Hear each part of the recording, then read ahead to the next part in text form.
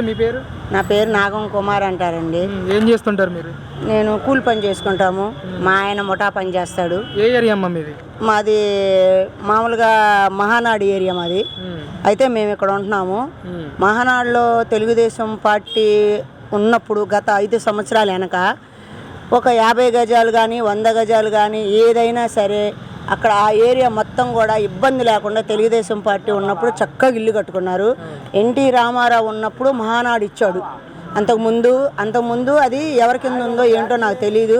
NT Ramarao ప్రభుత్వంలో ఆయన అందరికీ కూడా బీదలకి అని చెప్పేసి మామూలుగా ఇచ్చిన వాళ్ళకి ఇస్తే కొనుక్కున్న వాళ్ళు కొనుక్కున్నారు, ఉంచుకున్న వాళ్ళు ఉంచుకున్నారు. అంటే వాళ్ళ ఆర్థిక పరిస్థితులను బట్టి వాళ్ళ ఇబ్బందులను బట్టి అదే మహానాడులో ఎలక్షన్లకు ముందు ఇదే టయాన ఇల్లు మొదలు పెట్టాను నేను. ఇల్లు మొదలు పెడతాగానే అప్పుడు పునాది అయింది మాది పునాది అయితేగానే మామూలుగా చంద్రబాబు నాయుడు లాగా ప్రభుత్వంలో లాగా ఇల్లు కడతారు అలాగే ఉంటుంది అనుకొని మేము ఇల్లు మొదలు పెట్టాం. ఇల్లు మొదలు పెడతాగానే బేస్మాటం అయింది. ఓట్లు రోజుకి 11వ తారీఖు ఓట్లు అయితే 10వ తారీఖు మా బేస్మాటం అయిపోయింది. అప్పటి నుంచి ఎలక్షన్లు అయిపోయినాక అప్పుడు ఇసుక కోరీలు అవన్నీ కూడా మామూలుగా ఎలక్షన్ మూమెంట్లు ఆఫ్ చేస్తారు కాబట్టి ఇసుక కోరీలు అవన్నీ కూడా ఆఫ్ చేసేసారు. మళ్ళీ ఎవరు చంద్రబాబు నాయుడు అయితే చంద్రబాబు నాయుడు, జగన్ అయితే జగను, ఎవరైతే వాళ్ళు గెలిస్తే మళ్ళీ ప్రధాన స్వీకారం చేసి మళ్ళీ అన్ని పథకాలు అమల్లోకి తెస్తారు కదా, అలాగే ఉంటుంది అనుకున్నాము. అలాగా మా చంద్రబాబు నాయుడు గారు ఒక్కసారి చూడండి అని జనం మోజు మీద ఒక్కసారి అన్న దాని మీద మా జగన్ని గెలిపించడం జరిగింది. ఇసుక 25,000 లారీ, ఒక్క లారీ వచ్చేసి ఇసుక 25,000 పునాది అయిపోయింది. లోన్ తెచ్చుకున్నాము. లోన్ తెచ్చుకోవాలంటే ఐటీ రిటర్న్ కావాలి. ఐటీ రిటర్న్ మేము లోన్ తెచ్చుకోండి డబ్బులు. మేము ఆ ఇల్లు కట్టడానికి సంవత్సరంలో అయిపోయే ఇల్లు 3 సంవత్సరాలు కట్టాం. 3 సంవత్సరాలు ఎలా కట్టాము?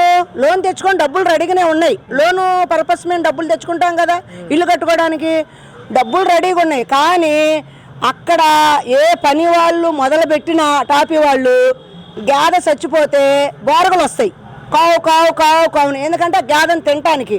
అలాగా పని మొదలు పెడితే చాలు ఈ 5,000 వాలంటీర్లు, ఈ 15,000 వాలంటీర్లు వచ్చి తోకం తీసుకెళ్ళిపోయేవాళ్ళు, గమ్యాలు తీసుకెళ్ళిపోయేవాళ్ళు, పారలు తీసుకెళ్ళిపోయేవాళ్ళు. ఆ ప్రాంతంలో ఆర్కే గెలిచాడు. మానాడు అంతా తిరిగి అదే చంద్రబాబు నాయుడు కొడుకు గెలిస్తే 6 నెలలకు పట్టాలు ఇస్తానన్నాడు మానాడులో. అదే ఆయన ఓడిపోయాడు, ఈయనకి ఆర్కే గెలిచాడు. 6 నెలలు కాదు, కరోనాలో కృష్ణొచ్చిన తొంగిచోళ్ళ ఈరోజు అక్కడ అడుగు పెట్టాలి. ఆరికంటే నిన్న మానాళ్ళ ఎవరు కూడా అసలు మీరు ఇది తిరగొద్దు, ఇల్లు తిరగొద్దు, మీరు మాట్లాడొద్దు, మీరు ఆ అధికారం పోగొట్టుకున్నారు, మీరు 6 నెలల్లో మాకు పట్టాలు ఇస్తానన్న మనిషి 5 సంవత్సరాలు మాకు తిరిగి చూడాల, మళ్ళీ మీరు ఎట్లా ఓట్లు అడుగుతున్నారని చెప్పి ఆరికేని డోర్ టు డోర్ చెప్తే ఆయన కారుకి వెళ్ళిపోయాడు. ఎందుకంటే మొగం చల్లలా, ఏం చేయలే. కరోనాలో పట్టించుకోరా, కృష్ణొచ్చినా పట్టించుకోరా. అక్కడ ప్రాంతం మొత్తం కూడా కనీసం ఒక పాత ఇల్లు రిపేర్ చేసుకోవడానికి లేదు, ఒక పాత ఇంటికి చున్నం వేసుకోవడానికి లేదు. ఎందుకనో మరి అంత జనాన్ని ఒక ఉండవేల్ సెంటర్ కానీ, ఒక మహానాడు అని కానీ, ఒక నరసింహరావు, ఆ ప్రాంతం మొత్తం కూడా ఆయన చాలా కట్టుదిట్టం చేసేసాడు. దాంట్లో నేను నష్టపోయిన బాధ్యతరాలని నేను ఒకదాన్ని. 3 సంవత్సరాలు అట్లా కట్టి 3 సంవత్సరాలకి ఇల్లు పూర్తయింది. ఈ లోపల ఈయన ఐటీ రేట్ ఉందని కార్డు తీసేశాడు. ఈ 3 సంవత్సరాలు నాకు షుగర్ వచ్చింది, బీపీ వచ్చింది. మా ఆయన టెన్షన్కి తల్లో నరంగడ్డ కట్టి మూతి పక్కకు పీక్కపోయింది, కన్ను మూత పడతల. ఎంత నష్టపోయాం మా కుటుంబం. ఇప్పుడు అదే తెలుగుదేశం ప్రభుత్వంలో లాగా ఇల్లు కట్టుకుంటుందని దిగాము. అలాగే ఎందుకంటే మా పక్కన ఇంకొకరు కట్టారు, వాళ్ళని అడిగాము. ఇబ్బంది ఏం లేదమ్మా, ఫార్మాలిటీ వస్తారు, సరే వాళ్ళకి ఏదన్నా 10,000 రూపాయలు టీకో టిఫిన్కో 10,000 రూపాయలు ఇస్తే ఏమీ లేదమ్మా అని చెప్పి వాళ్ళ మాటలు అన్ని తీసుకొని రెండో అవకాశం తెలియని వాళ్ళు వేయాల్సిందే. రెండో అవకాశం ఇప్పటికే 30 సంవత్సరాలు వెనకపోయిందని చెప్పేసి ఒక కూరగాయల వాళ్ళని కదిలిచ్చిన అదే మాట, ఒక బడ్డీ కొట్టే వాళ్ళని కదిలిచ్చిన అదే మాట, ఒక ముఠా పని వాళ్ళని కదిలిచ్చిన అదే మాట, ఒక జాబ్ వాళ్ళని కదిలిచ్చిన. కాకపోతే ఎవరికి వాళ్ళు మనసుల్లో పెట్టుకొని బయట పడతలా. ఎవరికి వాళ్ళు మనసుల్లో పెట్టుకొని బయటపడతా. ఇంకొకసారి వచ్చింది ప్రభుత్వము అని అంటే జగన్మోహన్ రెడ్డి ప్రభుత్వము ఇంకోసారి కానీ వచ్చింది అంటే ఇప్పుడు 30 సంవత్సరాలు పడ్డాం, ఇంకా 60 సంవత్సరాలు ఇక మామూలుగా నెత్తిమీన బుట్టలు తట్టలు అన్ని నెత్తిమీన పెట్టుకొని వెళ్ళిపోయి ఎక్కడో బతకటమే, అంతకు మించి ఏం లేదు. ఇక్కడ ఎన్ని సంవత్సరాల నుంచి ఉంటున్నారు మీరు ఈ ఏరియాలో? ఈ ఏరియాలో మేము ఇక్కడ ప్రజెంట్ అయితే 20 సంవత్సరాల నుంచి ఉంటున్నాం. 20 సంవత్సరాల నుంచి ఇక్కడ చిన్న గృహం ఉంటే ఆ గృహం లోన్లో పెట్టుకొని అక్కడ స్థలం మా అబ్బాయికి కడదామని అట్లా మొదలు పెట్టాం. ఈ ఓట్లు ఎక్కడ ఉన్నాయి అమ్మా అసలు?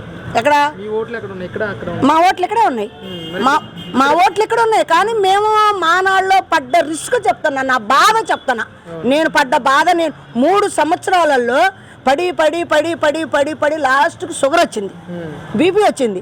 మా ఆయనకైతే తలలో నరం గడ్డ కట్టింది, ఆయనకు బీపీ షుగర్ వచ్చింది. కానీ అలాగా ప్రభుత్వం అనేది ఎప్పుడు కూడా బీదల మీద కక్ష సాధింపులు ఉండకూడదు. గద్దె రామ్మోహన్ రావు గారి పనితీరు ఎలా ఉంటుందమ్మా? ఇక్కడ బ్రహ్మాండంగా ఉంటుందండి. ఆయనకేమండి, ఆయన కూడా ప్రజల్లో దేవుడు, ఎవరు కూడా ఆయన వ్యతిరేకించే వాళ్ళు లేరు. ఆయన ఎవరి మీద గొడవ పెట్టుకోడు, ఎవరి మీద కక్ష సాధింపు మాటలు మాట్లాడు, ఎవరిని కూడా దూషించడు. ఎంత భేదవాళ్ళు వెళ్ళినా దగ్గరికి వెళ్ళి భుజం మీద చేసి పలకరిస్తాడు. ఆయన స్వభావం మీరు అట్లా ఉండబట్టే కదా 2 సంవత్సరాలు గెలిచింది.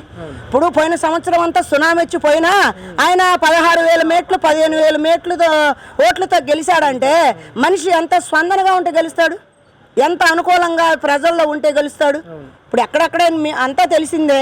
మామూలుగా ఒకసారి చూడండి అంతా కూడా జగన్మోహన్ రెడ్డికి వచ్చింది కరెక్టే. ఇప్పుడు గద్దె గారు ఎంత అనుకూలంగా, ఆయనకి ఎప్పుడు కూడా గొడవల మనిషి కాదండి. ఏదన్నా గొడవలుగా మేము చెప్పినా సరే అది ఓర్పుగా చెప్పి మమ్మల్ని అరిచి పంపించేవాడే కానీ అది గొడవ పెట్టుకోండి చూద్దాము చేద్దాము ఛాలెంజ్ అన్న మనిషి అతను కాదు. ఈసారి పోయినసారి మీద ఎంత ఈజీగా వేసుకున్నా కూడా 20,000 మెజార్టీతో గెలుస్తాడని మేము అనుకుంటున్నాము. 20,000 పోయినసారి 15,000, ఈసారి ఇంకొక కొద్దిగా వేసుకొని ఎగస్ట్రా వస్తాయని మేము భావించి నమ్మకంతో పనిచేస్తున్నాం పార్టీకి. వైపు అవినాష్ గారు కూడా మాట్లాడుతున్నారు, 10 సంవత్సరాల నుంచి నేనేం అభివృద్ధి చేయలేదు, ఈ 4.5 నుంచి జగన్ గారి ప్రోద్బలంతో నేను అభివృద్ధి చేశానని చెప్తా ఉన్నారు. చెప్పొచ్చు, ఆయన చెప్పకుండా ఇప్పుడు ఎవరి ఆశ వాళ్ళది, ఆయన ఆశ ఆయనది కాదని. ఇప్పుడు ఆయన కూడా ఏంటంటే ఇప్పుడు ఒకసారి నేను కూడా ఎమ్మెల్యే అయిదాము అని చెప్పేసి ఆయనకు ఆశ ఉండొచ్చు. ఆయన చెప్పే దాంట్లో తప్పులేదు, ఆయన ఆశ అయింది. కానీ ప్రజల్లో ఉండాలి కదా. ఇప్పుడు నేను చెప్పినా ఇంకొకరు చెప్పినా ప్రజల్లో నమ్మకం అనేది, ప్రజల్లో పనితీరు, ప్రజల్లో ఏం చేస్తున్నారు ఎవరు ఏంటి అనేది ప్రజలే నిర్ణయిస్తారు. అది ఈ డివిజన్ అనేది 21 డివిజను గద్దె రామ్మోహన్ రావు కానీ అవినాష్కి కానీ ప్రజలే నిర్ణయిస్తారు. ఆ మాటకు వచ్చేసరికి ఇక్కడ లోకల్ మాటకు వచ్చేసరికి పైన జగన్మోహన్ రెడ్డి మటుకి అంతా కూడా దుర్యోధన మొత్తం కూడా అంతా కూడా కక్ష సాధింపు. ఆ పైన ఆయనే పరిపాలన చేసి ఆయన కక్ష సాధింపు చేసినప్పుడు కింద వాళ్ళకి పెద్ద లెక్క అనిపించదు కదా. ఆయనే సానుకూలంగా ఉండి సానుకూలం చేస్తుంటే కింద వాళ్ళు కూడా కొద్దిగా మెత్తపడతారు. ఆయనే కక్ష సాధింపుగా జగనే కక్ష సాధింపు చేసినప్పుడు యువతల వాళ్ళు కూడా కాలు రాస్తారు. అలాగా ఓవరాల్గా ఎవరు గెలిస్తే బాగుంటుందని అనుకుంటున్నారు? నేను పైన సంగతే చెప్తున్నాను బాబు. మా పైన అయితే ఎట్టు పరిస్థితిలో కూడా చంద్రబాబు నాయుడు వస్తాడు, రావాలి. ఎందుకంటే అతను సీనియరు, తెలివికల్లోడు. ఆయన డెవలప్మెంట్లో, ఎందుకంటే రాజకీయంలో కానీ డెవలప్మెంట్లో కానీ ఆరి తీరి వయసు ఉంది, ఆయనకు వయసు ఉంది, ఆరి తీరిన మనిషి. ఇప్పుడు కొత్త ఎద్దులు కడతాం, సేద్యం ఎలా దున్నుతాయి? ఊరు కర్ర పెట్టి పొడవాలి, చాయ్ చాయ్ చాయ్ చాయ్ చాయ్ చాయ్ అని పొడవాలి. అదే పాత ఎద్దులను కడతాము, అవి చక్కగా దున్నుకుంటూ వెళ్ళిపోతాయి, వాటి పైన అవి చేసుకుంటూ వెళ్ళిపోతాయి. ఇది పాత ఎద్దులు. అదే కొత్త ఎద్దులు కట్టాము ఎలాగుంటుంది? వంకర టింకర్ వెళ్తాయి. వంకర టింకర్కి వెళ్ళినప్పుడు ఒక కర్రకి ఒక ముళ్ళు గుచ్చి ఆ ముళ్ళుతో పొడవాలి. స్టడీకి వెళ్ళండి.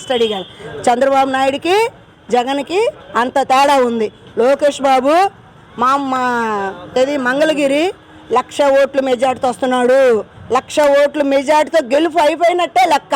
ఎందుకంటే ఆ ప్రాంతం అంతా వెళ్తాం కాబట్టి మేము పనికి, ఆ ప్రాంతం అంతా మేము పనులకు వెళ్తాం కాబట్టి ప్రతి ఒక్క టాపీ మేస్త్రి కాడి నుంచి పై స్థాయి వరకు ఈసారి 100 లక్ష కనీసం ద్రాక్ష అమ్ముకునేవాళ్ళు, చెరుకులు అమ్ముకునే వాళ్ళని అడిగితే 1,00,000 మెజార్టీలతో వస్తాడమ్మా, 1,00,000 మెజార్టీలతో వస్తాడు. రాజధాని ఇక్కడే, మనందరికి పనులు పుష్కలంగా ఉంటాయి, ఇబ్బంది లేదు.